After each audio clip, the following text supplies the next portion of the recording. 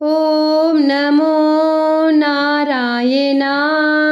ओम नमो नारायणा। भजो नमो नारायणा। नमस्कार दोस्तों, कैसे हैं आप सब। उम्मीद करती हूँ कि आप सब बहुत अच्छे होंगे। आज के वीडियो में बात करते हैं एकादशी व्रत के बारे में। ज्येष्ठ मास का ये जो एकादशी है, अपरा एकादशी, अचला एकादशी के नाम से जाना जाता है। तो एकादशी का पारण का समय, पूजा का शुभ मुहूर्त, इस व्रत का महत्व क्या है, साथ ही कौन से मंत्र जो है वो जपना बहुत ज़्यादा अच्छा होता है। तो इस मंत्रों के द्वारा ही आप पूजा पाठ करें। और बहुत सारी से बातें हैं जो कि आज के वीडियो में अच्छे से जानते हैं। एक एक पॉइंट को अच्छे से समझे, जाने। कोई भी सवाल होगा नीचे कमेंट बॉक्स में ज़रूर बताएं। तो एकादशी के बारे में बात किया जाए तो हिंदू धर्म में एकादशी का विशेष महत्व होता है।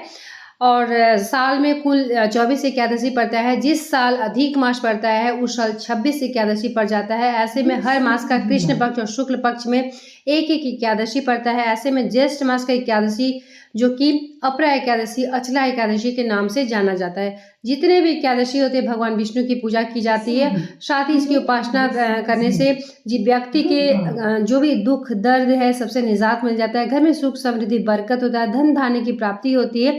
तो एकादशी को अचला एकादशी या फिर जल क्रीड़ा एकादशी के नाम से भी जाना जाता है। अब बात करते हैं एकादशी व्रत का जो तिथि के बारे में। तो हिंदू पंचांग के अनुसार भी अगर देखा जाए तो अपरा एकादशी का प्रारंभ जो है वो 2 जून जो है सुबह 5:04 से शुरू होगा और 3 जून रात्रि 2:41 पर इसका समाप्ति होगा। उदया तिथि के अनुसार देखा जाए तो अपरा एकादशी 2 तारीख को आपको रखना है। ठीक है, 2 दिनों का व्रत है। कोई 2 तारीख को रख रहा है, कोई 3 तारीख को रख रहा है। तो जो गृहस्थ में है उसे 2 तारीख को ही व्रत रखना है। जो वैष्णव संप्रदाय का है या फिर जो कहा जाए कि साधु संत है वो लोग 3 तारीख को व्रत रखेंगे। तो रविवार के दिन आपको व्रत रखना है 2 तारीख को। अब बात करते हैं जो पूजा का मुहूर्त के बारे में। तो इस बार अपरा एकादशी जो कि रविवार के साथ आयुष्मान योग लग रहा है। तो इस शुभ योग में पूजा करने से कई गुना ज़्यादा आपको फल की प्राप्ति होती है। तो आयुष्मान योग जो है वो 5:23 यानी सुबह के 5:23 से लेके दोपहर के 12:12 का समय रहेगा। तो इस बीच अगर पूजा पाठ करती हैं तो बहुत ज़्यादा अच्छा होता है। साथ ही एकादशी का सबसे ज़्यादा मान्यता पारण का होता है। तो पारण को ध्यान में रखिए कि 3 जून के सुबह के 8:05 से लेके 8:10 का जो बीच होता है वो पारण का समय होता है। तो पारण करें और पारण करते समय सबसे पहले जो है मुख में आपको तुलसी पत्र और गंगा जल है या फिर पानी है उसको ही मुख में लगाना है। उसके बाद ही आपको कुछ खाना है। लेकिन जब भी आप खाना खाती हैं तो एक तो आपको चावल नहीं खाना है, दूसरा जो है तेल से यानी सरसों तेल से बना हुआ कोई भी चीज़ आपको नहीं खाना है। या तो आपको शुद्ध घी में बनाकर खा लेना है या फिर मूंगफली का जो तेल आता है उससे भी बनाए, या फिर नहीं है तो रिफाइंड ऑयल से बना ले, लेकिन सरसों तेल से बना हुआ कोई भी चीज़ नहीं खाना है। अपरा एकादशी का महत्व क्या है उसको भी मैं अच्छे से आपको बता दे रही हूँ। अपरा एकादशी के दिन भगवान विष्णु का विधिवत पूजा करने के साथ साथ शुभ फलों की प्राप्ति होती है। और इस दिन भगवान विष्णु के साथ माँ लक्ष्मी की पूजा की जाती है, सूर्यदेव की पूजा की जाती है। इससे कई शुभ फलों की प्राप्ति होती है। मान्यता है कि इस दिन भगवान विष्णु को विधिवत अगर पूजा करते हैं तो व्यक्ति को हर तरह के दुखों से छुटकारा मिलता है और सुख समृद्धि की प्राप्ति होती है और हर क्षेत्र में आपको सफलता मिलता है। साथ ही धन धान्य की बढ़ोतरी होती है, घर में सुख समृद्धि बरकत होता है। ध्यान रखें। साथ ही जब भी आप एकादशी करती है, कोई भी एकादशी, क्योंकि जितना भी एकादशी है सभी का नाम अलग अलग है।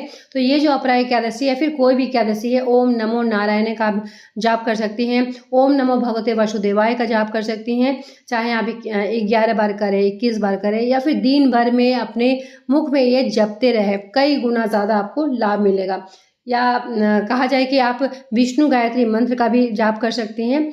बहुत मंत्रों है जो कि विष्णु भगवान से संबंधित है। तो सबसे ज़्यादा जो है कि ओम नमो भगवते वासुदेवाय, इस मंत्रों के द्वारा भी आप भगवान विष्णु को प्राप्त कर सकती हैं और साथ ही कई गुना ज़्यादा आपको लाभ मिलेगा। तो ज़रूर से ज़रूर आप इस मंत्रों के द्वारा अभिमंत्रित करते रहें। पूजा पाठ जब भी आप करती हैं तो पूजा पाठ करते समय भी इसी मंत्रों का जाप करें। ठीक है, तो एकादशी का जो व्रत है रविवार को रखा जाएगा। दिन जो 2 तारीख को यानी कल के दिन आपको व्रत रखा जाएगा।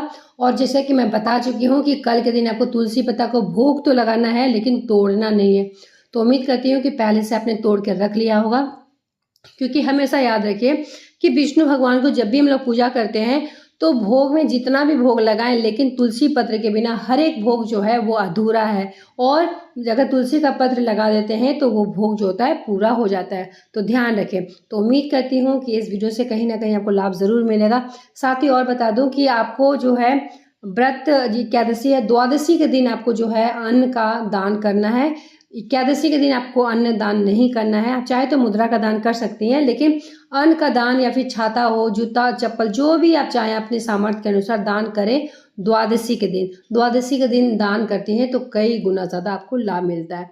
तो हर चीज़ के बारे में मैं यहाँ समझा दी, बता दी। फिर भी किसी भी तरह का सवाल होगा नीचे कमेंट बॉक्स में ज़रूर बताएं। तो चलिए मिलते हैं एक नए वीडियो के साथ, तब तक के लिए धन्यवाद।